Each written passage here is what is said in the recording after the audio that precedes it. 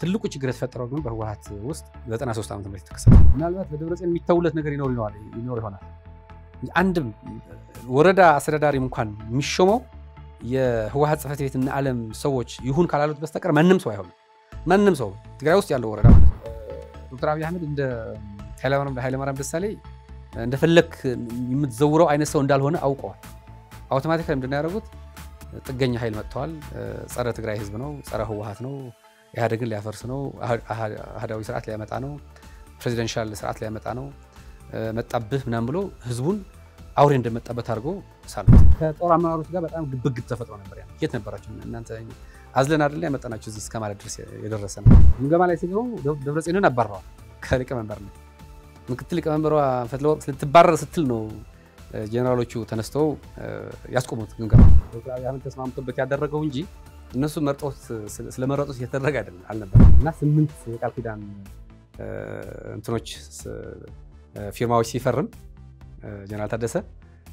ለምን እንደገና እሱ ብቻ ከፌደራል መንግስት ጋር ተዋዋለ ሌላ ፕሪቶሪያ ለምን ተፈረመ በሚል ቅሬታ ያመጣቸው ሴቶች አበል ከፍለው መልሰዋል ቀድሞ የናንተን አስተዳደር ሰዎች አባረው ራሳቸው ቢሮ ያስገቧቸውን ሰዎች ተቀብለዋቸው እየመሩ ነው አልቀየሯቸው ከነሱ ውጪ የሆነ ወረዳ አስተዳዳሪ ካለ ወይ ያስሩታል ወይ ያፍኑታል ወይ ቢሮውን ሰብረው ይገባል እነዚህ ታማኝ የሚባል ሰዎች ደግሞ እስከ መግደል ይደርሳሉ ተኩሶ ሰው እስከ መግደል ለምሳሌ አዱግደም ላይ ማህተም ለመንጠቅ ሲሄዱ ህዝቡን ቢያለ ተሰልፎ በሰልፍ ህዝቡ ጋር ተኩሰው አራት ሰዎች አቁስለው ህዝቡ ተበተነ ዲያው መስናዶ በኃይልም ቢሆን ካልገለበጣችሁ በስተቀር ከኔ ጋር አትሆንም ብሏል ዓለም ሁሉ እንቢ ቢላችሁም እንደ ሶማሌላንድ ዲፋክቶ ስቴት ሆናችሁ የባህር በር በኔ በኩል ተጠቀማላችሁ ብሎ እነሱ ጋር ተነጋግረው ህወሓት ተሰረዘ ተባለ አይደል በቃ ህወሓት መሰረዝ የለብኝም ብሎ ኤክሰስ ፍርድ ቤት ላይ ይከራከራል የወጡ እዛው ውስጥ ሆኖ የማይቀበሏቸው እንዳለ ያቀርቡ እዝ የሚባል አይኖርም አሁን ዝም ብለህ አዝኸው ኮማንድ አድርገው ወደ ጦርነት ግባ ስትለው የሚዋጋ አቆም ስትለው የሚያቆም ኃይል የለም በራሱ ወጥቶ መናገር ስለማይፈልግ ስለፈራ በአወል ሰዒድ በኩል ነው የሚያወራው አይተውቀዋል ከዛ በኋላ እኔ አላቀም አወል ሰዒድ ማን ነው ሻዕቢያ ለምንድን ነው ወደ ትግራይ የሚገባው ምክንያቱም ኦፊሻሊ ሻዕቢያ እየገቡ ነው ወደ ትግራይ እስከ መቀለ ድረስ ይመጣሉ ሲኒየር ኦፊሰሮች ናቸው ዝም ብለው ቀላል ሰዎች እንዳይመስል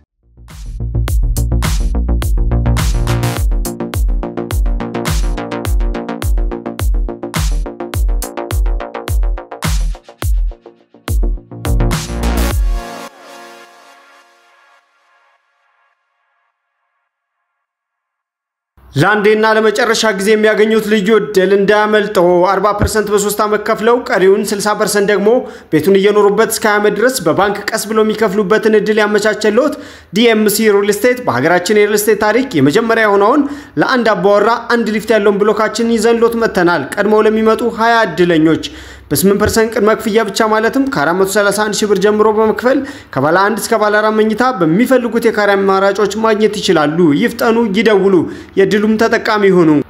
ተነስተልን በመላው ላይ የምትገኙ ውድ የአንድ አፍታ ቤተሰቦች እንደምናላችሁ ሁሉ አንድ አፍታ ወጋችን ተጀምሯል የዛሬው አንድ አፍታ ወጋችን ከዚህ ቀደም እንግዳችን ያደረግናቸው የአቶ ጌታቸው ረዳ ህወሓት ክንፍ ወይም ደግሞ የአዲስ የመሰረቱት ያለው ፓርቲ አባል ናቸው አቶ ጣመ አረዶም ናቸው እንግዳችን ከአቶ ጣመ ጋር እንግዲህ ህወሓት ከፓርቲነት ተሰርዟል ትግራይ ክልል ውስጥ በፌደራል መንግስቱ እና በህወሓት መካከል ከፍተኛ ውጥረት ተፈጥሯል ከዛ በኩል ደግሞ በኤርትራና በኢትዮጵያ መካከልም እንደዚሁ ውጥረቶች አይለዋል የህወሓት መሰረዝ ወዴት ያመራል አሁን የተፈራው ጦርነት ከፈነዳስ ምን ይዞ ይመጣል የሚለውን ጉዳይ እንነጋገራለን አብራችሁ እንድትቆዩ በአክብሮት እንጋብዛለን አቶ ጣመ በድጋሚ እንግዳችን ሆነው ስለመጡ እጅግ አድርጌ አመሰግናለሁ እኔም በጣም አመሰግናለሁ አንድ አፍታ ሚዲያ ጥሪ ስለተደረገልኝ ቴንክ ዩ እንግዲህ ባለፈ ተነጋግረናል በጣም ብዙ ነገሮችን በግልጽነት እዚህ መተው ከኛ ጋር ስለተነጋገሩ ብዙዎች ወደውት ተቀባብለውት ነበር ከዛ ወዲህ ከተገናኘን በኋላ ብዙ ለውጦችን አይተናል ከለውጦቹ መካከል አንዱ ህወሓት ከፖለቲካ ፓርቲነት በይፋ ተሰርዟል የህወሓት የፖለቲካ ፓርቲነት መሰረዝ የፕሪቶሪያውን የሰላም ስምምነት አደጋ ውስጥ የሚከት የኢትዮጵያና ኤርትራን ውጥረት ወደ ጦርነት የሚያመራ መስመር ይዞ እንደሄድ የሚያደርግ ነው የሚሉ ከፍተኛ ስጋቶችን ያየን ነው በስፋት እየተንጸባረቀ ነው እርሶ የህወሓት ከፍተኛ አመራር ሆኖ እንደመቀጠሉ ምንም እንኳን አሁን ከጌታቸው ረዳ ጋር በሌላ የፖለቲካ መስመር ቢከሰቱም የውስጥ ጎድጓዳውን ያውቃሉና ህወሓት በምን ስሌት ነው የምርጫ ቦርድን እውቅና አልቀበልም አልፈልግም ለእናንተም አልገዛም ብሎ አሻፈሬ ብሎ እስከ መሰረት ድረስ ደፍሮ የቀጠለው? ይህስ ምን መዘዝ ይዞ ይመጣል ብለው ያስባሉ? እንግዲህ ህወሓት በ17ቱ ከደርግ የነበረው ትግል ተከትሎ የተፈጠረ ህዝባዊ ተቋም ነበር ወይም ድርጅት ነበር። ያው ነበር ብለን ነው አሁን የምናወራው። እንግዲህ በትግራይ ህዝብም ብዙ አመኔታ የነበረው ተቀባይነት የነበረው ድርጅት ነው። ይሁን እንጂ በእኔ ግምገማ ከ83 ዓመተ ምህረት ወዲህ ባለው ህወሓት የህዝባዊ ተቀባይነቱ ህዝባዊነቱ ተአማኒነቱ እያጣ የመጣ ድርጅት ነው። በተለይ ደግሞ የጀመረው አክቹአሊ በህንፊፊሽ የሚባለው 69 ዓመተ ምህረት ነው። ግን እሱን ተስተካክሎ እስከ 77 ዓመተ ምህረት ቀጥሎ ነበር። 77 ዓመተ ምህረት ደግሞ አረጋዊ በረሃን ገደይ ዘራጽዮን ሲባረሩ የክፍፍሉ አንድ አካል ነው ድርጅቱ። ግለኝነት፣ ለስልጣን የነበረ ሽኩቻና ሌሎች ነገሮች ቡድንኝነት ተከስቶ አንዱ ቡድን አረጋዊ በረሃን አሸንፎ ወጥተዋል። ከዛ 83 ዓመተ ምህረት ደግሞ ኤርትራን ከመገንጠል ጀምሮ የኢትዮጵያ ብሔራዊ ጥቅም አሳልፈው ከመስጠት አንፃር ማየት ይቻላል። የባህር በርና ሌሎች ነገሮች አሉ። አክቹአሊ እነዚህን ካየን በኋላ 87 ዓመተ ምህረት ህገ መንግስቱ ሲቋቋምም ጭምር ምልአተ ህዝቡ በደንብ ከማሳተፍ አንፃር ቅሬታ ያላቸው አካላት አሉ። የህብረተሰብ ክፍል በተለያዩ መንገዶች የሚገለጹ በተለይ አማራ ክልል አካባቢ አይወክለንም የሚሉበት ምክንያት ይኖራቸዋል። በእርግጠኝነት ህዝቡ በትክክል ሙሉ በሙሉ እንዳልተሳተፈ የሚቀርብ ቅሬታዎች አሉ። ተሳትፎች እንደነበሩ እናውቃለን። አንዳንድ ሚዲያዎችም ስለምናይ የድሮ ሪከርድ ሚዲያዎች ግን እርግጠኛ ነኝ ግን ለምን ይሄ ቅሬታ ተነሳ የሚለው ከኤሊቱ ብትጠይቅ የሆኑ ችግሮች ይኖራሉ። ይህንን በትክክል ሃርሞናይዝ ከማድረግ አንፃርም ችግሮች ነበሩ። ቢያድን ነበር አክቹአሊ ኃላፊነቱን የሚወስደው። ግን ያው ከህወሓት ጋር አብሮ እጅና ጓንት ሆኖ የሚሰሩ የነበሩ ስለሆነ ትልቁ ችግር የተፈጠረው ግን በህወሓት ውስጥ 93 ዓመተ ምህረት የተከሰተው ነው። 93 ዓመተ ምህረት ፒውርሊ የስልጣንና የጥቅም ግጭት ነበር። በህወሓት መካከል የአይዲዮሎጂ የመርህ የፕሮግራም የሌላ ግጭት ተከስቶ ሳይሆን የስልጣን ሽኩቻ ነበር። ሙስናም ነበር አንድ እንደ ኤግዛምፕል የተወሰደው። ነገር ግን እነ መለስ ዜናዊ የተጠቀሙበት አንድ አሻጥር ነበር። ይሄ ምንድነው የሚባለው? ይሄ ቦናፓርቲዝም የሚባለው አይነት ማለት አመራሩ ወደ ስርቆት፣ ወደ ስልጣን መፈለግ፣ ወደ ግለኝነት ምናምን ተሸጋግረዋል። ድርጅቱ ወደ መፍረስ ደርሰዋል። በእነዚህ ምክንያት ነው ተብሎ እነሱን ለመምታት የሆነ ዶክመንት ይዘው መጥተው ነበር። ያንን ሐሳብ ያመጡት እነ ስዬ አብርሃን እነ ገብሩ አስራትን ለመምታት ነው እንጂ እነ ገብሩ አስራት ከነ መለስ ዜናዊ የባሰ ችግር ኖሮባቸው ወይም ከህወሓት ያፈነገጠ አስተሳሰብ ኖሯቸው አልነበረም። ያም ሆነ ህወሓትን በትልቅ የከፈለ መድረክ ነበር ያኔ። ትልቁ ግዙፍ የሚባሉ በጣም ብዙ ከ77 ዓመተ ምህረት እንደነ አረጋዊ በረሃ የመሳሰሉ የድርጅቱ ጃያንት መሪዎች አስወግዶ በተመሳሳይ መልኩ ደግሞ 93 ዓመተ ምህረት ደግሞ በጣም ብዙ በብዛትም በአቅም በደረጃም ብዙ የህወሓት አመራሮችን ያስወገደ ነበር። ማስወገዱ ብቻ አይደለም፣ ካሸነፈ በኋላ የህወሓት ባህሪ ምንድነው? የህወሓት አመራሮች ባህሪ ያሸነፍከውን እስከ መጨረሻ ማጥፋት ማለት ክራሽ ታደርገዋል። አሸንፈዋል። ካሸነፈ በኋላ የራሱ አማራጭ ወስዶ በሌላ ፓርቲም መጥቶ የግል ስራውም ሰርቶ ነግዶም እንዳይበላ ማድረግ፣ ነጋዴ ከሆነ በግብርም በምንም ከንግዱ ማባረር፣ ፖለቲካ ፓርቲ ካቋቋመም ፖለቲካው ፓርቲ እግር ተክሎ ህብረተሰቡ ጋር ደርሶ ህብረተሰቡን አሳምኖ ድምፅ እንዳያገኝ፣ ድምፅ ካገኘም ድምፁ ማስወገድ ወይም ኮሮጆውን መስረቅ፣ ካልሆነ ደግሞ ወደ ድምፅ እንዳይመጣ ወደ ምርጫም እንዳይመጣ ማድረግ፣ አዳራሽ መከልከል፣ ማሰር፣ ማባረር፣ መግደል፣ ማፈን እንደዚሁ እንዲህ ነው የተደረጉት። እነ ገብሩ አስራት የመሰሉ የድርጅቱ ማዕከላዊ ኮሚቴ ስራ አስፈጻሚና የክልል ፕሬዚደንት የነበሩ ሰዎች የራሳቸውን ፓርቲ ካቋቋሙ በኋላ 10 ኪሎ ሜትር የሚያክል እንኳን ከመቀለ ወደ ሌላ ገጠርና ከተማ ተንቀሳቅሰው እንዳይሰሩ ተደርገዋል። መንገድ ላይ ይታገታሉ፣ አዳራሽ ላይ ይታፈናሉ። እኔ አስታውሳለሁ ማለት የአረና የሚባል ፓርቲ መስርተው ሲንቀሳቀሱ አዳራሽ ላይ እያሉ ሊያፍኗቸው አይ ቲንክ 2001 ወይ 2000 ዓመተ ምህረት አካባቢ ነው መሰለኝ አክሱም ሆቴል ሆነው ጠቅላላ ጉባኤ ያደረጉ አረና ታጣቂዎች ልከው ሊያፍኗቸው ነበር። ያኔ መለስ ዜናዊ ጠቅላይ ሚኒስትር ነበር። ማነው ስሙ ጸጋዬ በርሄም የትግራይ ፕሬዝዳንት ነበሩ። እዛው ታፍነው እዚህ እንሞታታለን ብለው እዛው ተኝቶ እስከ 4 ሰዓት የሌሊት ቆይቶ ነው ጉባኤውን የጨረሱት። የ2 ቀን 3 ቀን የነበረ ፕሮግራም እስከ ሌሊት ቀጥለው ማለት ሊያስሯቸው ብለው በሩን ዘግቶ ምናምን እንደዚህ ምን ማለት ነው? ህወሓት የሆነን አካል ካሸነፈ የሆነን ሰው ካባረረ በኋላ በራሱ መንገድ እንዲሄድ እንኳን አይፈቅድለትም። ስለዚህ ይሄንን ለምንድን ነው የማመጣው? ህወሓትን ምን እየሸረሸረው እንደመጣ አሁን እንደደረሰበት ደረጃ እንዲደርስ ምክንያቶች ነው እየገለጽኩ ያለሁት። ከዛም በኋላ መለስ ዜናዊ ከሞተ በኋላ ድርጅቱ አንድ ራስ ኑሮት የመለስ ዜናዊ ጭንቅላት ብቻ እየተጠቀመ ሊሞት ሲል በሱ አቅምና እንቅስቃሴዎች እያዳነ ሁሉም ከሱ እየጠበቀ ሁሉም ስራ አስፈጻሚም በለው ምክትሉም በለው ማንንም በለው ማዕከላዊ ኮሚቴም በለው መለስ ምን አለ የሚል እየጠበቀ ነበር። ከመለስ መስዋዕት በኋላ ግን ጠቅላላ ድርጅቱ ጭንቅላት አጣ። ሴንተር የሚያረጋቸው ወደ አንድ የሚያመጣቸው ሰውም ጠፋ። ወይም ምን ለማለት ነው?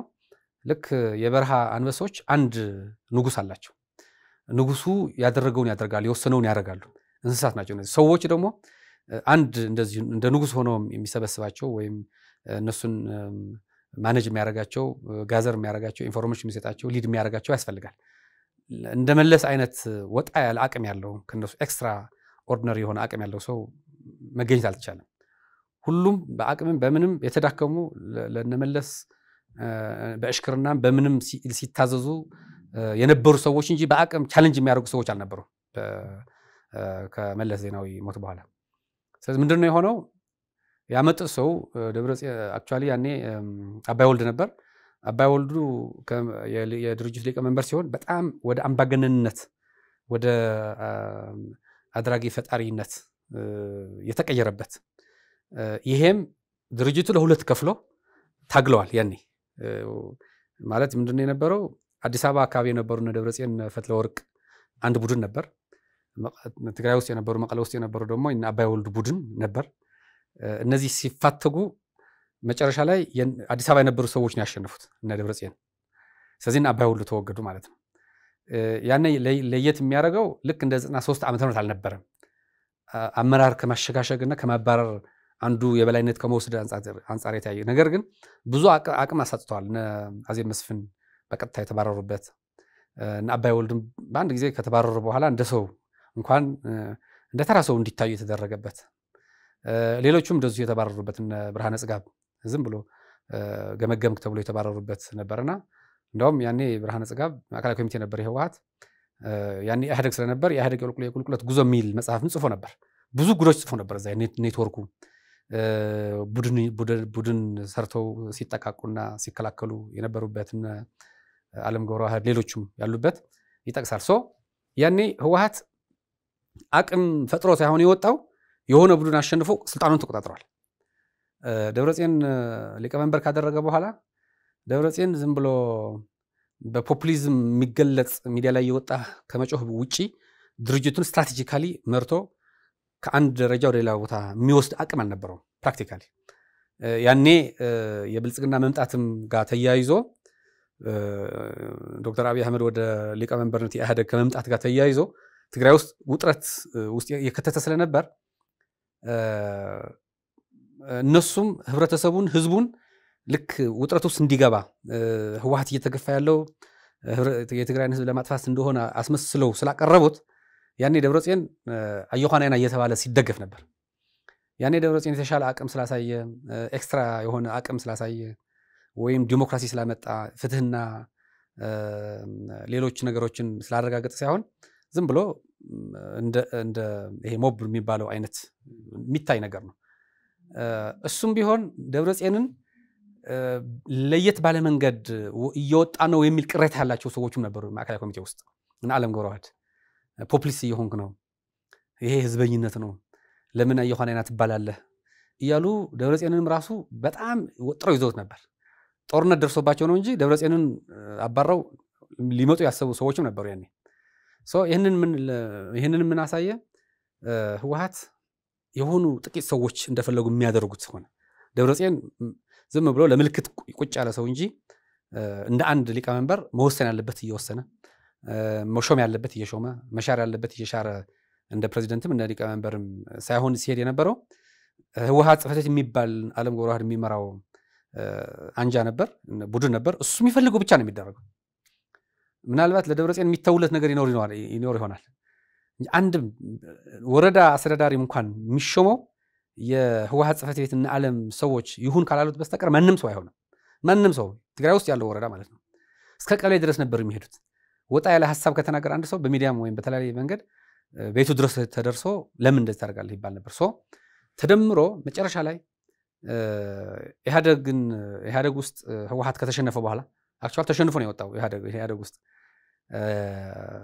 ኃይለማርያም ደሳለኝ ስልጣኑን ሲለቅ ሊቀመንበር መመረጥ ነበረበት ሊቀመንበሩ ጠቅላይ ሚኒስትር ነው የሚሆነው ስለዚህ ትልቅ ስልጣን ነው እዚህ የሚሆነው ኢትዮጵያ ውስጥ የነበራቸው አድራጊ ፈጣሪነት የሚያሳጣ ነገር ነው የመጣው ምክንያቱም ኃይለማርያም ደሳለኝ እያለ እነሱ በሚፈልጉት መንገድ ብዙ ነገሮች ሲሰሩ ነበር አላሰራስ ይያሉት ነበር አክቹዋሊ የሱ የራሱ የመወሰንና የማስፈጸም ችግርም እንዳለ ሆኖ ሶ እዛ ላይ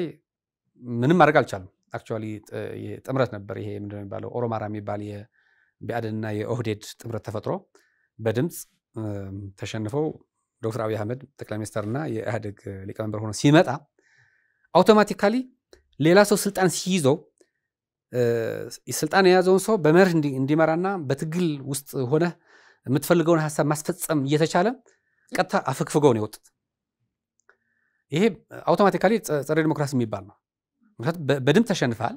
በድምጽ ከተሸነፍክ ማይኖሪቲ ራይት ይኖርሃል ማጆሪቲ ሩል ግን ይኖራል ማለት ነው ስለዚህ ከነሱ ውጪ ወይም እነሱ ከሚፈልጉት ብሌሲንግ የሰጡትን ሰው ካልሆነ በስተቀር ስልጣን ውስጥ ቆይቶ የመወሰን ስልጣኑ እንዲጠቀም አይፈልጉም ዶክተር አብይ አህመድ እንደ ኃይለማርያም ደሳለኝ እንደፈለክ የምትዘውረው አይነት ሰው እንዳልሆነ አውቀዋል አውቶማቲካሊ ምንድነው ያደረጉት ጥገኛ ኃይል መጥተዋል ጸረ ትግራይ ህዝብ ነው ጸረ ህወሓት ነው ኢህአዴግን ሊያፈርስ ነው አህዳዊ ስርዓት ሊያመጣ ነው ፕሬዚደንሻል ስርዓት ሊያመጣ ነው መጣብህ ምናምን ብሎ ህዝቡን አውሬ እንደመጣበት አድርጎ ሳሉት ያንንም ያደረጉት እዚያ አጡትን ስልጣን ትግራይ ውስጥ እንደፈለጉ ለማድረግ ወይም ደግሞ አሊያም በተለያየ መንገድ ወደ ሴንትራል ወደ መሃል ሀገር መጥተው ስልጣኑን ለመቆጣጠር መንግስትም አፍርሰው ይሁን ምንም አድርገው ወይም ጫና ፈጥረው ለማድረግ እንጂ የተሻለ ነገር ለማድረግ አስበው አልነበረም ሶ በአጠቃላይ ምንድነው የሚያሳየው ይሄ ህወሓት በየጊዜው እያሽቆለቆለ መጥተዋል በመሪነት ችግር ምክንያት አክቹዋሊ የአክቹዋል ምን ይባላል ስትራቴጂክ ሊደርሺፕ ፌለር ነው 2009 ላይ ይሄንን ገምገማ ተገምገማል በህወሓት ማዕከላዊ ኮሚቴ ስትራቴጂክ ሊደርሺፕ ፌለር ገጥሞናል ድርጅቱ ወድቋል ህዝቡን ማገልገል አልቻልንም ከህዝብ ፈቃድ ወጥተናል ህዝቡን እየበደልን ነው ህዝቡን በጸረ ዲሞክራሲ አስቃይተነዋል ፍትህና መልካም መስተዳደር በጣም ብዙ ችግሮች የተፈጠሩ ነው መስዋዕት የከፈለ ህዝብ አሁን በእኛ ምክንያት ችግር ውስጥ ገብተዋል ድህነትን መቅረፍ አልቻልንም ትግራይ ከሌሎች ክልሎች በከፋ መንገድ በድህነት እየተጠቃች ነው ብዙ መስፈርቶች ነበራቸዋል በትምህርትም በጤና በምንም የተባሉ ይሄንን የገመገመ ድርጅት ይሄንን ግምገማ አድርጎ የተሻለ ሰው ወደፊት አምጥቶ ከኢህአዴግ ጋር ያለው ሮል በልኩ ይዞ መሄድ ሲችል ስልጣኑ ግን እኔ መቆጣጠር አለብኝ የሚል ደግሞ አስቀጥሏል ትግራይ ውስጥም ኢትዮጵያ ውስጥም ሄዶ ያ ነገር ወደ ጦርነት አስገብቶናል ወደ ጦርነት የገባንበት ምክንያቶች በዚህ በኢትዮጵያ በኩልም የነበሩ ጫናዎች ቢኖሩም መነሻው ግን የህወሓት የሊደርሺፕ ፌለር ነው እዚህ ያደረሰው ውጥረቱ እንዲመጣ ያደረገው ሌላ ሰው ስልጣን ላይ ሲመጣ እድል ሰጥተህ እንዲመራና ከማገዝ ይልቅ ገና አንድ ቀን ሳይውል ሳያድር ኦቨር ዘ ናይት ወይም ፍሮም ዘ አውትሴት ቦይኮት ታደርገዋለህ የህዝብ ተቀባይነት እንዳይኖረው ታደርጋለህ እንደዚህ ወደ ጦርነት ገባን እንግዲህ ጦርነት ተጀምሯል ጦርነት ከተጀመረ በኋላ ማለት መጀመር የሌለበት ጦርነት ነው መቆም የሚችል ጦርነት ነበር ነገር ግን በዛም የነበረ ግፊት የሻዕቢያም ፍላጎት ነበር አክቹዋሊ ሊበቀል ይፈልግ ነበር ህወሓትን የአማራ ኃይሎችም ግፊት ነበረ አጠቃላይ ስካርም ነበር ያን የነበረው ከባድ ነገር ነው ግን ተደምሮ ከሁለቱም ጋር የነበረው ፕሬሸር ጦርነቱ ላውንች እንዲደረግ ሆኗል ግን ከተጀመረ በኋላ ጦርነት ሁለት አማራጭ ነው ያለ አንደኛ ጦርነቱን በስርዓት መርተህ ማሸነፍ ነው ሁለተኛ ደግሞ ለመደራደር የሚያስችል አቅም መፍጠር ነው ጦርነቱ ውስጥም ሆነ የትም ሀገር ያለው ጦርነቱ ውስጥ እያለ ተገዳዳሪ አቅም ካለ ጦርነቱ የማይቆም መሆኑ ከታወቀ ሲስፋየር ነው የሚደረገው ከዛ ወደ ስምምነት ነው የምትገባው ጦርነቱን በስርዓት መምራት አልቻለም በረሃ ላይ ያለን 2013 ላይ ሲገመገም ነበር ህወሓት ድራሹ ጠፍቶ ነበር ያኔ ጨራሽ ህወሓት የሚባል ነገር የት ነበር ማዕከላዊ ኮሚቴው ለየብቻው ተበታትኖ ሰራዊቱ በዚህም በዛም ተሰብስቦ ነው ጦርነቱን ሲመራው ነበር ከዛ ድሎች ሲመጡ ደግሞ አለሁ ብሎ መጣ በተለይ ከሰኔ 21 በኋላ በቃ የሌላ አንበሳ እኔ መራሁ ጦርነት ነው እኔ በቃ ተአምር ሰርቻለሁ ምናምን ብሎ መጣ ከጦር አመራሮች ጋር በጣም ግብግብ ተፈጥሮ ነበር ያን የት ነበራችሁ እናንተ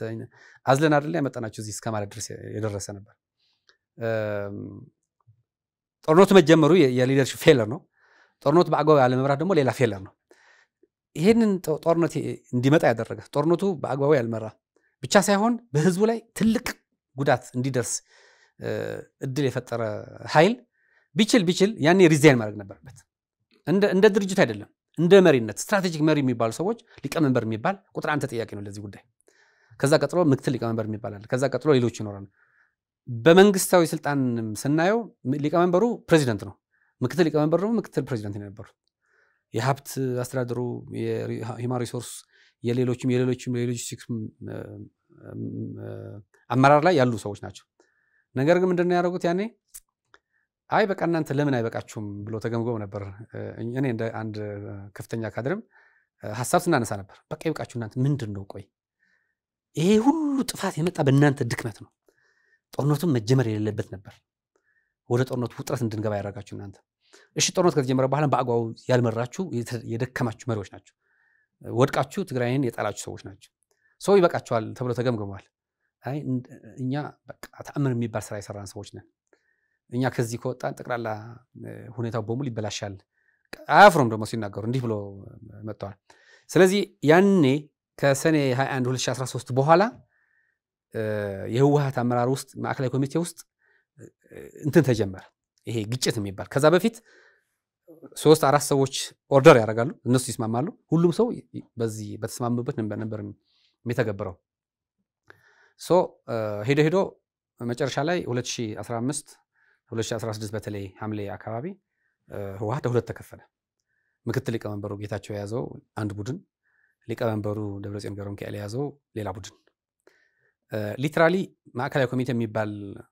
45 ሰዎች ያሉት አክቹዋሊ 55 ነበሩ በተለያየ ምክንያት የተባረሩም የወጡም የተሰውም በትግሉ ቀንሰህ ወደ 42 አካባቢ ነበሩ ውጭ ሀገርም የነበሩ ሰው ነበሩ ከ42ቱ 17ቱ ብቻ ናቸው ከነ ደብረጽዮን ጋር የተሰለፉት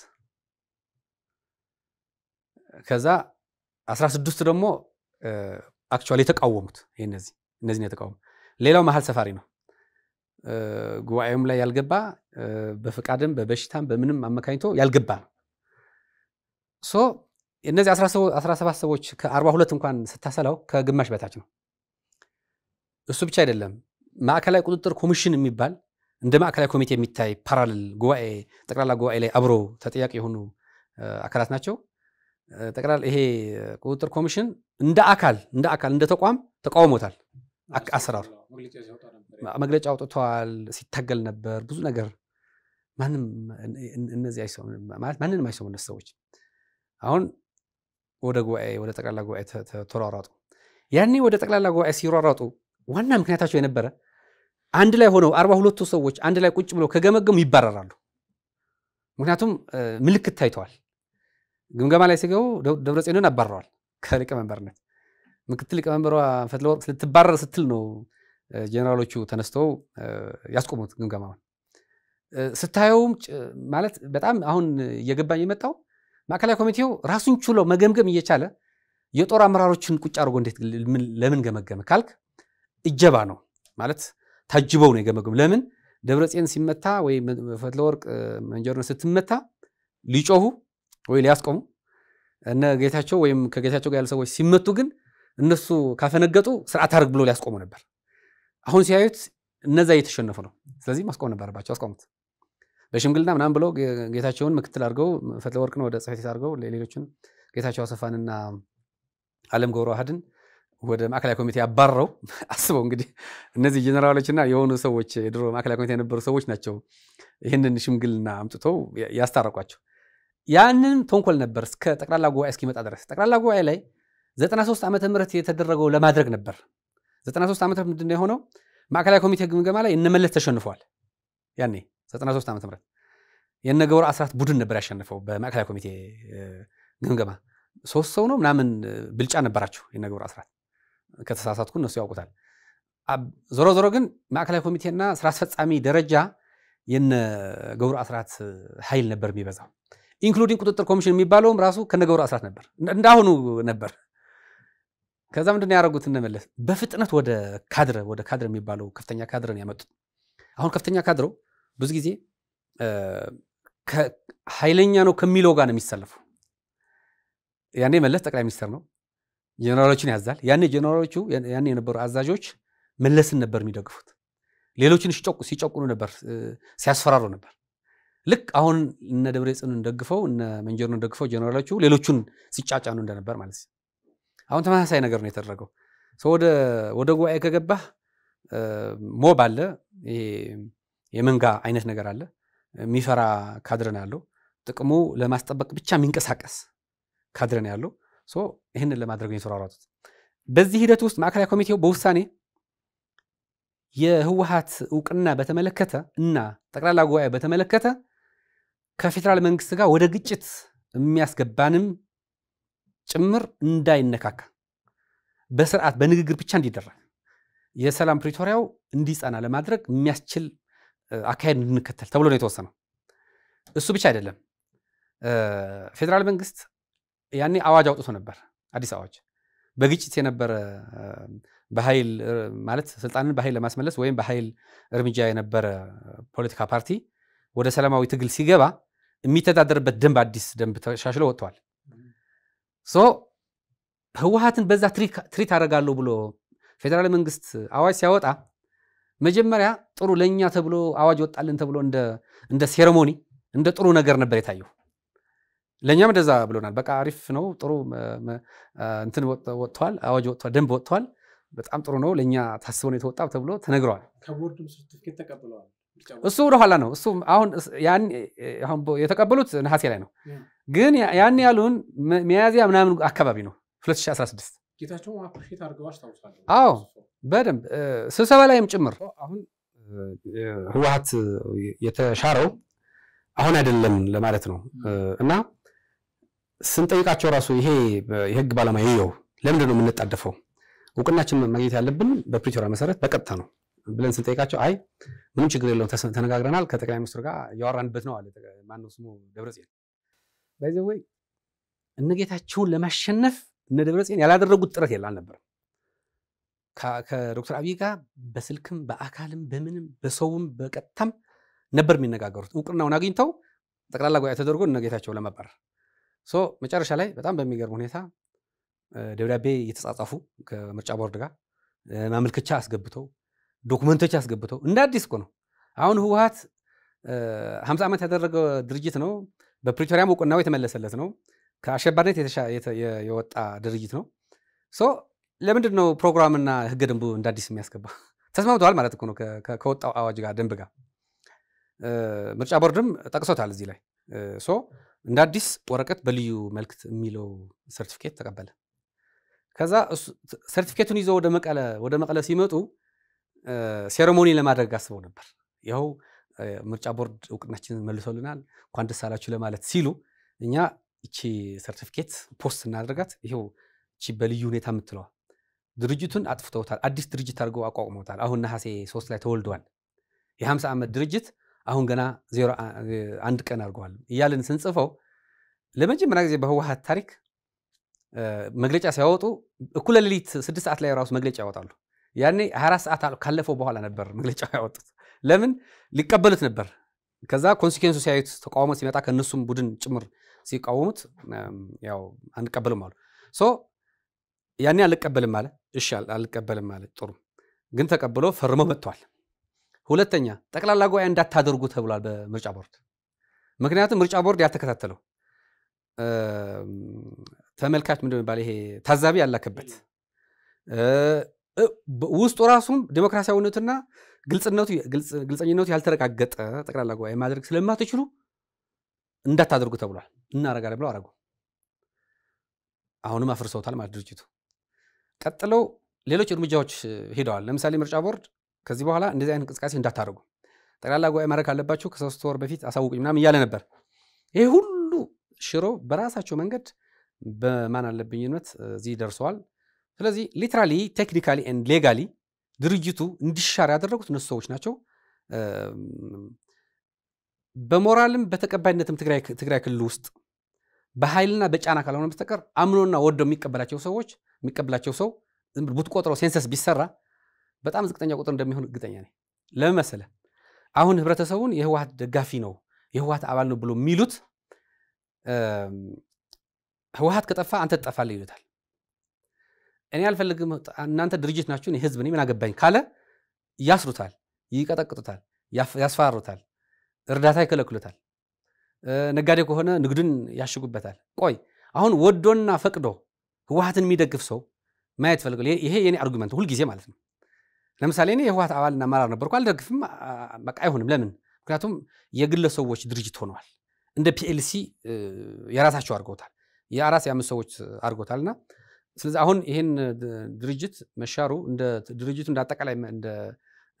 እንደነበር ተመስሎ የሚታይበት አለ ቡድኑ በፈጠረው አታካራና በፈጠረው ህገወጥ መንገድ ድርጅቱ እንዲሻር ተደርጓል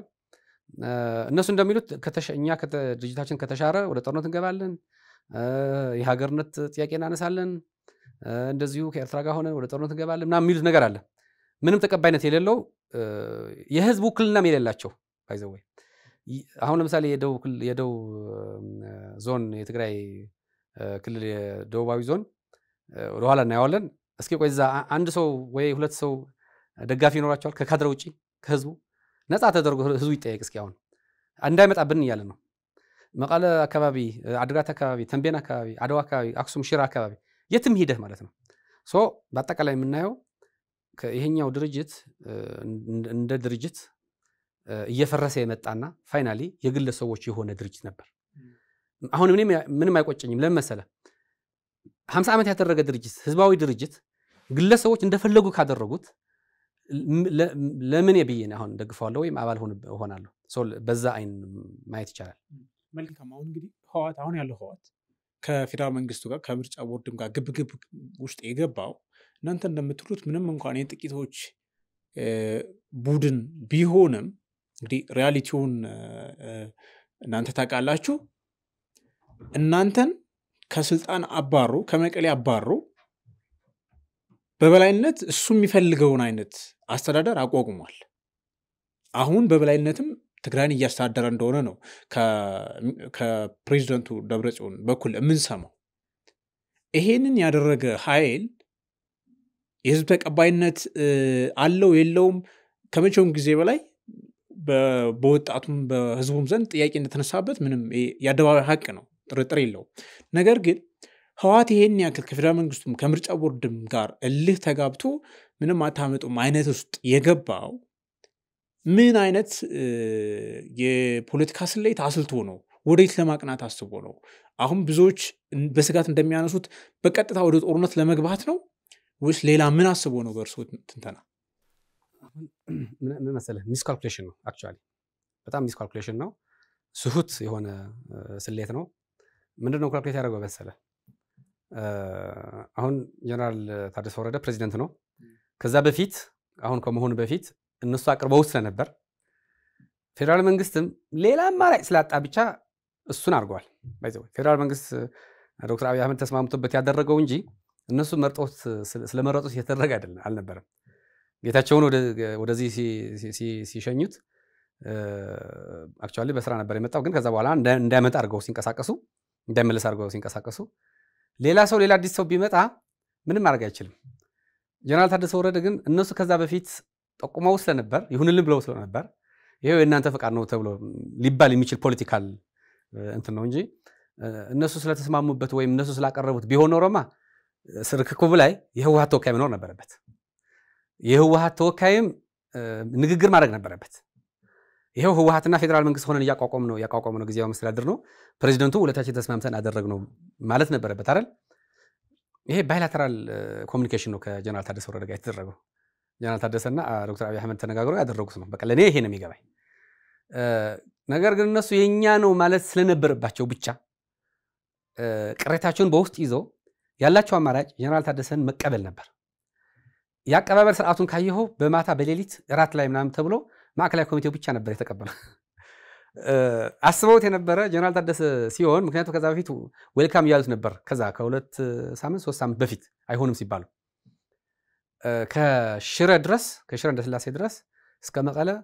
የትግራይ ባንዲራ የህወሓት ባንዲራ ምናምን አስለብሰው ሴቶችን ምናምን እስከ መቀለ ድረስ አስመጥተው ነበር በባስ ጭምር ከዛ ዶክተር አብይ አህመድ ከማነስሙ ከጀነራል ታደሰ ወረደ ጋር ባይላተራል በሆነ መንገድ ሲጨርሱት እና 8 የቃል ኪዳን እንትኖች ፊርማዎች ሲፈርም ጀነራል ታደሰ ለምን እንደገና እሱ ብቻ ከፌደራል መንግስት ጋር ተዋዋለ ሌላ ፕሪቶሪያ ለምን ተፈረመ በሚል ቅሬታ ያመጣቸው ሴቶች አበል ከፍለው መልሰዋቸዋል አቀባበሉ ተሰርዞ በአራት ግብዣ ነበር የተቀበሉት ስለዚህ ዞኖቹ ለምሳሌ ማዕከላዊ ዞን ሰሜን ምስራቅ ሰሜን ምዕራብ ምስራቃዊ ዞን ምናምን በኃይል ተቆጣጥረውታል ፕሬዚደንት ያልመደበው ሰው ትግራይ ክልል ውስጥ የትም ክልል ውስጥ ፕሬዚደንት ያልመደበው ዞን አስተዳዳሪ አይመራም ግን እየመራ ነው ቆይ ትክክል ነህ ግን እነሱ በኃይል ያስገቧቸው ነው የመቀሌ ከንቲባው ጭምር የእናንተን ሰዎች አባረው እነሱ የተኩት ነው አሁንም እየመራ ገባኝ ስለዚህ አሁን ምንድነው ያደርጉ ያለው መሰለ በሰራዊት አመራሮች እየታገዙ ታጣቂዎች እያሰማሩ ማተም እየነጠቁ የኦፊሶች እየሰበሩ የተቆጣጠሩት ኦፊስ ተቀባይነት አለው ካልከኝ በምን ስሌት አሁን ተቀባይነት ካለው እኮ ህዝባዊ ማዕበል ነው የሚኖር ጀነራል ግን ተቀብለዋቸዋል ማን ጀነራል ታደሰ እንግዲህ እሳቸው አይደሉም ትግራይ ነው የሚመሩት ቀድመው የእናንተን አስተዳደር ሰዎች አባረው ራሳቸው ቢሮ ያስገቧቸውን ሰዎች ተቀብለዋቸው እየመሩ ነው አልቀየሯቸው ገባኝ ያገዳቸውም አሉ ምን አረገ መሰለ አሁን ታደሰ ወረደ አማራጭ ስለሌለው በዚህ ቅርቃር ውስጥ ስለገባ አብዛኛው ነገር እየተቀበለ ለመሄድ ያሰበ ይመስለኛል ለምሳሌ የደቡብ ምስራቅ ዞን በር ሰብረው ኦፊስ ሰብረው ማህተም ነጥቀው ሲሰራ የነበረ አንድ ዞን አስተዳዳሪ ብሎ የመደቡት ሰው አለ እሱን አግዶታል ለምሳሌ ምክትሉም አግዶታል ወደ ወረደ ይሄንን ያደረገው ምንድነው ቢያንስ የሆኑ ቦታዎች ላይ ለነሱ በቃ በእነሱ ባደረጉት እየተቀበላቸው ነው ሌላው ላይ እንቢ ያላቸው ለምሳሌ ደቡባዊ ዞን መቀየር ፈልገው ነበር አይሆንም አላቸው ሶ ምን አይነት ስራ እየሰራ ይመስለኛል ወደ ወረደ ኋላ ምን እንደሚያደርግ አላቅም ግን የሆነ ላይ ኮምፕሮማይዝ ያደርጉት ኃይል ተጠቅመው ነው የሚሰሩት ምንም ቢያደርግ ወደ ወረደ ምንም ቢያዝ አይፈጸምም ባይዘው ባለፈው አንድ ብርሃነ ገብረገርግስ የሚባል ሰብሳነሰብ ሚል ፌስቡክ ላይ የሚጽፍ ሰውዬ በሀገር ክህደት በሉዓላዊነት በመጣስ በስለላ በምን ተብሎ ፎርማል በሆነ መንገድ በፖሊስ ትዕዛዝ እና በፍርድ ቤት ትዕዛዝ በቁጥጥር ስር ውሎ ታጣቂዎች በፓትሮል በብሬን እና በስናይፐር በክላሽ ፖሊስ ጣቢያ በሩን ገፍትረው ገብተው የታሰረውን ልጅ አውጥተውታል አሁን እነሱ የሚያደርጉት ህጋዊ የሆነ የህዝብ ተቀባይነት ምናምን አይደለም ሊትራሊ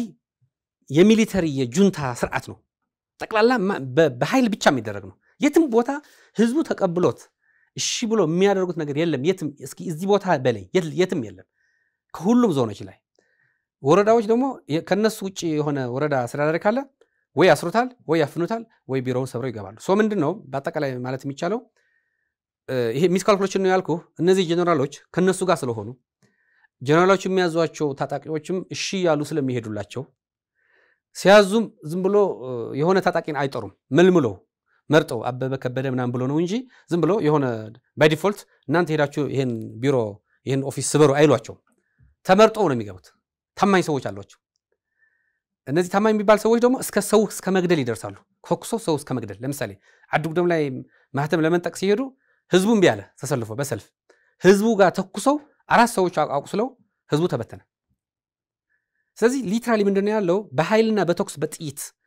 ትግራይን ጸጥ ስላረጉት አንዳንድ አካባቢዎች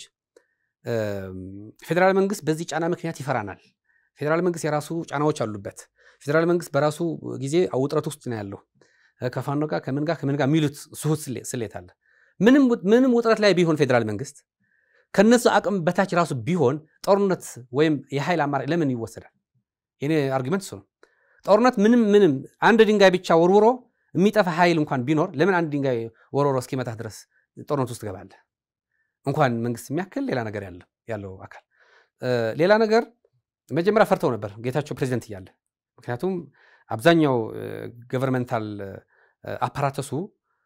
ፕሬዝዳንት ስለሚያዘው አይሆንልም ብለዋል እሱን ካባረሩ በኋላ ብቻ ነው ከሻዕቢያ ጋር ጥምረት መፍጠር የሚችሉት ምክንያቱም ኢሳያስም እንደዛ ነው ያላቸው ጌታቸውን ካላባረራችሁ በስተቀር ጊዜያዊ መስተዳድሩ በኃይልም ቢሆን ካልገለበጣችሁ በስተቀር ከኔ ጋር አትሆንም ብሏቸዋል አሁንም ወደ ወረደን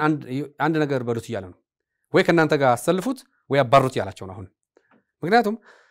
አሁን ህወሓት ለብቻው ህወሓት ስለ ይሄ የደብረጽዮን ቡድን ለብቻው ወይም ሻዕቢያ ለብቻው ጦርነት ቢከፍቱም ባይከፍቱም ሊፈጥሩት የሚችል ነገር እንዳለ ያቃሉ ቢያንስ ጥምረት እንፍጠርና ትንሽ ቻሌንጅ እናደርግ ምስራቅ አፍሪካን እንደምንበጠብጠው የአፍሪካ ቀንድን የቀይ ባህር መስመር የምዕራባውያን የጂኦፖለቲክስ አጀንዳ ኢኮኖሚያቸው የሚያንቀሳቀሱበት አካባቢ ሀገራዊ ጥቅማቸው የሚነካበት አካባቢ ላይ ግጭት እንፍጠር ወይም ውጥረት እንፍጠርና የዓለም አቀፍ ማህበረሰብ ከኛ ጋር ይሆናል ለማለት ነው አሁን ይሁን ከሆነውን ተሳክቶላቸዋል በነገራችን ላይ የአሜሪካ የውጭ ጉዳይ ኮሚቴ ግምገማ ነበረው በኢትዮጵያና በኤርትራ ጉዳይ የፕሪቶሪያ ስምምነት ባለመፈጸሙ ምክንያት ኤርትራና ኢትዮጵያ ጦርነት ሊገቡ ጫፍ ደርሰዋል በዚህ መካከል ደግሞ ቲፒኤልኤፍ አለ የሚል ግምገማ አቀርበዋል አውሮፓ ህብረትም እንደዚሁ ተመሳሳይ ነገሮች አቀርበዋል አሁን ውጥረት በመፍጠር ብቻ የዓለም አቀፍ ማህበረሰብ ቀልብ በመሳብ ከሆነ ተሳክቶላቸዋል ትልልቅ ሚዲያዎች ሀገራትም ይሄን ጉዳይ አጀንዳ አድርገውት ነው የሰነበቱት አሁንም እንደዛው ነው አሁን በዚህ በአጀንዳ ብቻ ይቆማል ወይስ አሁን እንደምንሰማው ጌታቸውም ከሰሞኑ በቃለ መጠይቅ ላይ ሲናገሩ እንደሰማ ነው የፌደራል መንግስቱን ዳግም ጦርነት በመግጠም ስልጣን መቆጣጠር ይፈልጋሉ የሚል ነገር ሰምተናል ብዙዎች ጌታቸው እንደምሳሌ ያነሳው እንጂ ብዙዎችም ይሄን ትንተና ያቀርባሉ ስለዚህ አሁን ይሄ ኃይል የሚፈልገው ዳግም ጦርነት ገጥሞ አሸናፊ ሆኖ መውጣት ነው ወይስ እንደው በውጥረት የሚገኝ ነገር አለ ውጥረት በመፍጠር ብቻ አሁን ምን መሰለህ የነሱ ግምገማ እኔ አውቃለሁ የሚገመግሙት መረጃ ይደርሰኛል ምን ገመገሙ መሰለህ ከቻለን ፌደራል መንግስቱን ጫና ውስጥ በማስገባት ከኤርትራ ጋር ያለን ግንኙነት በጣም ከፍተኛ እንደሆነ በማስመሰል ፌደራል መንግስት ሙሉ በሙሉ ስልጣኑ ለኛ እንዲሰጥና እንደፈለግን እንድንሆን የትኛው ስልጣን የትግራይ ኢትዮጵያ ውስጥም እና ጊዜያዊ መስተዳድሩ እንደፈለግን ምናደርግበት ውቅናችንም ሳይወድ በግዱ እንዲሰጠን እናረጋለን ነበር ሲገመግም ነበር እስከ ትናንት ድረስ ሻዕቢያም የኢትዮጵያ መንግስት የአሰብ ጉዳይ አጀንዳ ካደረገ በኋላ በጣም ኃይለኛ ውጥረት ላይ ስላለ ከህወሓት ጋር እየተገናኘ እንደሆነ አስመስሎ የኢትዮጵያን መንግስት ውጥረት ውስጥ ማስገባት ይፈልጋል ሁለቱም ተመካክረው ያደረጉት ነው አሁን ቃል በቃል ያደረጉት ነው ምንነግርህ ከቻልን ውጥረት ውስጥ አስገብተን የፌደራል መንግስቱ ስለ አሰብ ጉዳይም እንዲያቆም ስለ ህወሓት ጉዳይም እንዲያቆም እናደርገው ነው አንደኛ በሂደትም ከፋኖም ከምንም ጋር ሆነን ከኦነግም ከምንም ከኦብነግም ሆነን አብረን ግንባር ፈጥረን የፌደራል መንግስቱን ጥለን ኢትዮጵያን አፈራርሰን የፈለግነው እናረጋለን ኢንክሉዲንግ ጂኦግራፊካል ሪኮንፊግሬሽን መፍጠር እንችላለን ትልቋ ትግራይ የምትባለው ወይስ ማለት ይሄ ኤርትራና ትግራይ ያካለለሽ ይሄ የአፋር የምናምን የአገው ምናምን የቅማንት ምናምን ይሄ ትልቅ አገር ምናምን እንገነባለን የሚል አንድ ወደ ጦርነት ከተገባ ሁለተኛ ደግሞ ቢያንስ ትግራይን ነፃ አገር እናረጋቸዋለን ይፈልጋችሁት መሬት ይዛችሁ እንድትገነጠሉ እኛ ሰፖርት እናረጋለን ዓለም ሁሉ እምቢ ቢላችሁም እንደ ሶማሌላንድ ዲፋክቶ ስቴት ሆናችሁ የባህር በር በኔ በኩል ትጠቀማላችሁ ብሎ እነሱ ጋር ተነጋግሯል ዲፋክቶ ስቴትን ያሉ ነው ባይዘ ሰሞኑን አሁን ከሻቢያው አውል ሰይድ ጋር ተገናኝቶ ከመጣ በኋላ ታስሮ የግድያ ሙከራ ተደረገበት ምናምን የተባለው ቅድም የተጠራው ልጅ ድፋክቱ ስቴት ነው። ልክ እንደ ምሳሌ ሲያቀርብ የነበረው ሶማሌላንድ እንደ ሶማሌላንድ ነን እያለ ነበረና የዚህ ፓርት ነው ማለት ነው ይሄ ነገር ቀድሞ የመጣው ናሬሽን። አሁን እነሱ እንደዚህ ሲሉ ቆይ አሁን ትግራይ አሁን የትኛው ትግራይ ይዘው እንዲፋክቶ የሚሆን ይጨንቀኛል። አሁን ምዕራብ ትግራይ የሚባለው ወልቃይትና ጸገዴ ምናምን የያዘው ፓርት የነ ደመቀ ዘውዱ የሚይዙት ሌላ ሆኖ ሌላ ኃይል እየመራው እያስተዳደረው ደቡባዊ ትግራይ የሚባለው ራያ አካባቢ ያለው ደግሞ ህወሓት የሚባል ነገር እንዳታሳዩኝ እያለ ባለበት ማሃል ትግራይም ቢሆን ይሄ ማዕከላዊ ትግራይ የሚባለው አክሱም አድዋ እና ሽራ አካባቢ ያለው ህዝብ ገላግሉን እያለ ባለበት እነሱ በዲሉዥን እና በኢሉዥን ውስጥ ሆነው አጀንዳ መፍጠር ስለፈለጉ ነው እንጂ ፕራክቲካሊ መሬት ላይ the reality in the ground የሚባል ነገር የለም። እንኳን ዲፋክቶ ስቴት ሊመሰርቱ የሆነ ዞን በሃርመኒ እነሱን ተቀብሎ እሰይ ብሎ የሚተዳደርላቸው የሚገዛላቸው ህዝብ የለም እኮ በቃ። ግን አሁን ምንድነው የሚፈልጉት? ቅድም ነገር ያለው ግራውንድ በጥይትና በዱላ ይዘውታል፣ ወጥረው ይዘውታል። የፈለጉትን ነገር ማድረግ ይችላሉ። ህዝብን እየቀጠቀጡ እንደፈለጉ ያደርጉ ነው አይደል? ይህንን እነሱ አጀንዳ ሲያደርጉ አሁን እኮ ትናንትና ተሰርዟል ከተባለ በኋላ እኮ ሀገር እንሆናለን የሀገር ምስረታ ሀብለን ጀምረናል እያሉ የጻፉ ነው እነሱ ሰዎች። ይሄ የጭንቀት ምልክት ነው። ዝም ብለህ ሲጨንቅህና በብስጭት ላይ ሆነህ ምን ታደርገው? ባልና ሚስት ሲጣሉ ልክ አኩርፈ ባል ወይ ሚስት በቃ ከዚህ በኋላ እኔ ካንተ ጋር አልኖርም አይነት ማለት አልተወያየህም፣ ጉዳዩ እስከ ፍቺ ድረስ አያደርስም፣ ወይም ጉዳዩ የዛኛው ሰው ጉዳይ ነው። ያ ሆኖ ሲያበቃ ልክ ያኮረፈ ሰው ሀገር ይመሰርት። ትግራይ ውስጥ የሆነ ያኮረፈ ቡድን ሲኖር ትግራይ ሀገር ላይ ያደርግ፣ አማራ ክልል ውስጥ ያኮረፈ የሆነ ቡድን ሲኖር አማራ ክልልን ሀገር ላይ ያደርግ፣ ኦሮሚያ ክልል ውስጥ ያኮረፈ ቡድን ሲኖር ኦሮሚያ ክልል ሀገር ሊያደርግ የሚያደርግ እንቅስቃሴ ምንም አንድ ሁለት እርምጃ መሄድ አይችልም። ምክንያቱም የሀገርነት ጉዳይ ቅድም ነገር ያለው የሀገርነት ጉዳይ የሚነሳው ከጭቆናና ከመብት ጉዳይ ነው የሚነሳው። ሀገሪቱ ውስጥ ማግኘት ያለበት ጥቅም ካላገኘ፣ ነፃነትን የምትነፈቅ ከሆነ፣ በድምጽ ልክ በብዛት ልክ የማትጠቀም ከሆነ ብቻ ነው እንጂ ሀገርነት የምትመርጠው ዝም ብለህ ስላኮረፍ ብቻ ያህን አንድ ሰው ከስልጣን ስለተባረረ ወይም አንድ ድርጅት ከፖለቲካ ፓርቲነት ስለተባረረ ሲባረር መክሰስ አለበት። አሁን ህወሓት ተሰረዘ ተባለ አይደለ? በቃ ህወሓት መሰረዝ የለብኝም ብሎ ይክሰስ፣ ፍርድ ቤት ላይ ይከራከር። ከዚህ ውጭ ለምንድን ነው ወደ ጦርነትና ወደ ሀገርነት የምትሄደው? አሁን ምንድነው የምልህ ጦርነት ማድረግ የሚፈልጉት የመጨረሻችን ነው ብሎ ሲያስቡ ብናሸንፍም ብንሸነፍም እንዋጋለን የሚል ግምገማ ገምገማል መጨረሻ ላይ ህወሓትና ሻዕቢያ አንድ ላይ። ምክንያቱም ምን ብሎ ገምገማ መሰለ? ይሄ ጦርነት አይዋጣንም ብሎ ገምገማል። አይዋጣንም። የትግራይ ሰራዊትም በአንድ እዝ እሺ ብሎ የሚታዘዝን አይደለም ብቻ አይደለም፣ ወደ ሐራ መሬት ብሎ ወደ ደቡባዊ ዞዋ፣ ወደ ማዕከላዊ ዞን፣ ወደ ሰሜን ምዕራብ ዞን፣ ወደ አፋር አካባቢም የተንቀሳቀሰ ኃይል አለ። ነፃ ቦታ ነው የሚለው ቦታ ላይ ተንቀሳቅሶ የራሱን አደረጃጀት የፈጠረ ኃይል አለ ከሰራዊቱ። አሁን ይሄ ሰራዊት ዝም ብሎ ተራ ሰው ምናምን እንዳይመስልህ። አርሚ የሚባል ሲመሩ የነበሩ ጀነራሎች ያሉበት፣ ኮር የሚባል ሲመሩ የነበሩ ሰዎች፣ ክፍለ ጦር የሚባል ሲመሩ የነበሩ ሰዎች፣ በቁጥራቸው በጣም ብዙ የሆኑ ሰዎች የወጡ እዛው ውስጥ ሆነው የማይቀበሏቸው እንዳለ ያውቃሉ። እዝ የሚባል አይኖርም። አሁን ዝም ብለህ አዝኸው ኮማንድ አድርገው ወደ ጦርነት ግባ ስትለው የሚዋጋ አቆም ስትለው የሚያቆም ኃይል የለም። አሁን ይህን ያውቃሉ። አንደኛ በጣም ጥቂት ቁጥር ነው እኛ ጋር የፈለግነውን ማድረግ የሚችል ያዘዝነው የሚያደርግ ሰራዊት ያለ ትንሽ ነው ብሎ ገምግመዋል። ይሄ በተጨባጭ ገመገሙት ነው የምልህ። ሁለተኛ ህወሓት ለሁለት በመከፈሉ ምክንያት ህወሓት ውስጥ የነበሩ አመራሮች በጣም አቅም ያላቸው ሰዎች ከኛ ውጭ ናቸው። ስለዚህ በፕሮፓጋንዳ እንበለጣለን። በተለይ ደግሞ የጌታቸው መውጣት እና ከሱ ጋር ያሉ ሰዎች ብዙ። ሶስተኛ ሻዕቢያ ባለፈው በነበረው ጦርነት 2013 በነበረው ጦርነት በጣም ብዙ ኃይሉ ተደምስሰዋል። በጣም ብዙ ኃይል በተለይ መጨረሻ አካባቢ የነበረው ቀላል የማይባል ጉዳት አይደለም የደረሰው፣ ማለት ብዙ ጉዳት ደርሶበታል። እና ሰራዊቱ ተመናምነዋል በቁጥር አክቹዋሊ የሆነ ሊዋጋ የሚችል አቅም ያለው በጣም ትንሽ ነው። በቁጥር ያገመገሙት እኔ ደርሶኛል ኢንፎርሜሽን ለጊዜው እንትኑ ይቆይልን። እና አሁን ምንድን ነው ያሉት? የኢትዮጵያ መንግስት ደግሞ ምንም ውጥረት ላይ ቢሆንም ዝም ብሎ ለፕሮፓጋንዳ ነው እንጂ ውጥረት ላይ የሚሉት ፓብሊክ ላይ ሲወጡ እንጂ ውስጣቸው ላይ ሲገመግሙ ምንም ውጥረት ላይ ቢሆንም የፋኖም ጉዳይ ቢኖር የኦነግም ጉዳይ ቢኖር ምንም ቢኖር በቴክኖሎጂም በሰራዊት ብዛትም በምንም አሁን በነበረው ጦርነትም ተምረዋል ሶ ቀላል የማይባል ጉዳት ያደርስብናል ሶስተኛ የዓለም አቀፍ ተቀባይነትም ላናገኝ እንችላለን ወይ ሙግዘት ልናተርፍ እንችላለን ምክንያቱም ኤርትራ በትግራይ ጉዳይ ውስጥ ገብቶ በኢትዮጵያ ጉዳይ ውስጥ ገብቶ ጦርነቱ ውስጥ ከተሳተፈ ሌላ ሀገር ኢንቬድ አድርጎ እየገባ ነው ሶ ኤርትራ በጣም ትልቅ ስጋት አለበት በዚህ ጉዳይ ላይ በቀጥታ ጦርነቱ ላይ ለመሳተፍ ምክንያቱም ህወሓት ብቻው ከጀመረው የውስጥ ጉዳይ ነው የሚሆነው ስለዚህ የውስጥ ጉዳይ ላይ መግባት አይችልም ማለት ነው ኤርትራ ኢትዮጵያና ኤርትራ ከሆነ የገጠሙት ደግሞ ህወሓት የሚያደርገው ሌላ ተጨማሪ ትንኮሳ በዓለም አቀፍ ድርጅት ውግዘት ይመጣበታል ምክንያቱም ሁለቱም ሀገር ብቻ ነው ጉዳይ መፍታት ያለባቸው ሶ ሁለቱም ይሄ የራሳቸው እንትን አላቸው ግን ፋይናሊ ምንድነው ያሉት መሰለህ ምንም አማራጭ ስለሌለን ብንሸነፍም ባናሸንፍም ጦርነቱን እንገባለን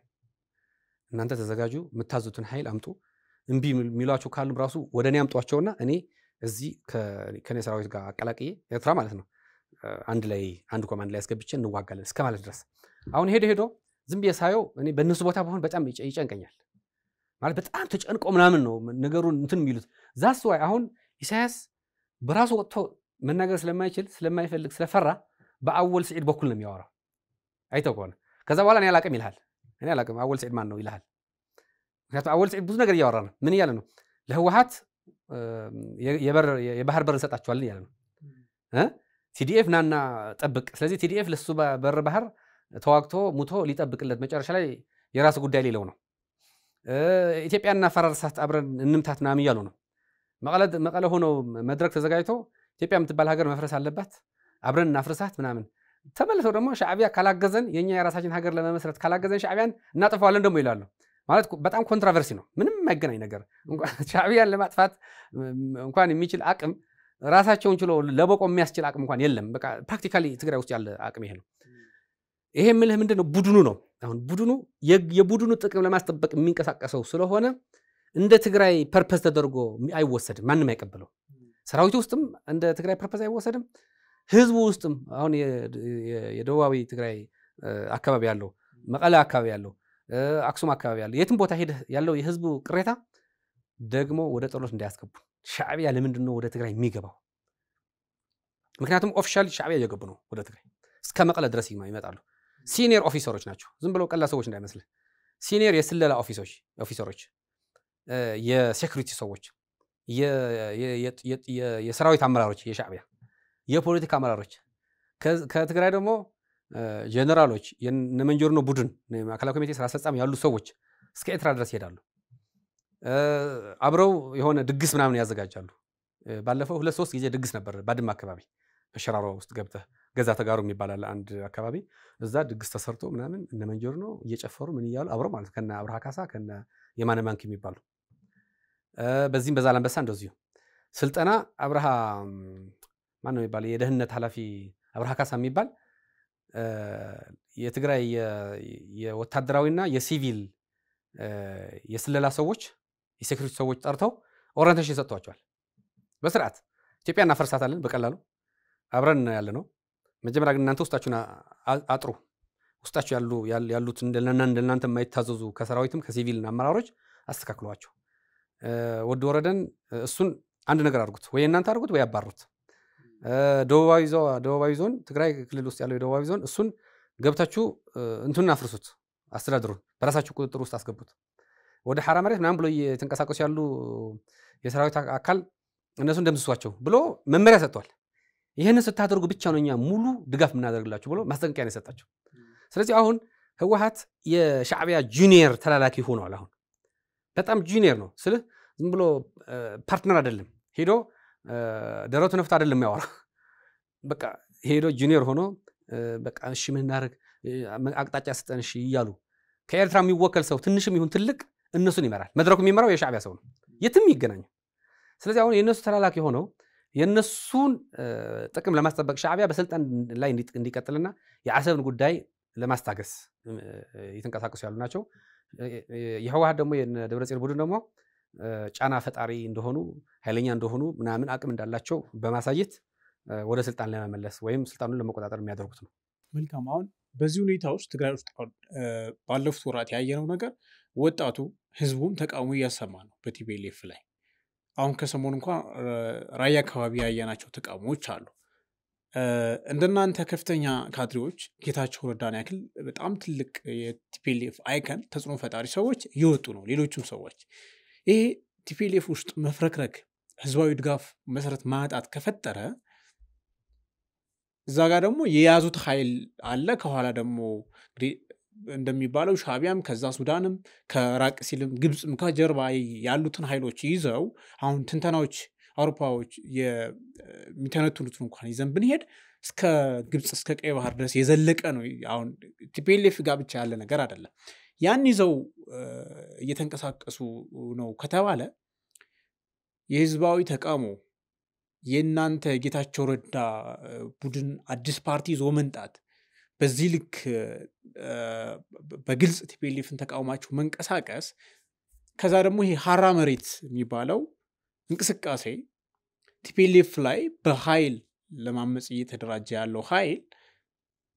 በሴም እንትን ላይ ነው ያላችሁት፣ መስመር ላይ ነው ያላችሁት። ቲፒኤልኤፍን በመቃወም ህዝቡም ይቃወማል፣ እናንተም ትቃወማላችሁ፣ ሀራ መሬት የሚሉትም ይቃወማሉ። አሁን እየመጣ ያለውን ጦርነት የማስቆም አቅም አላችሁ?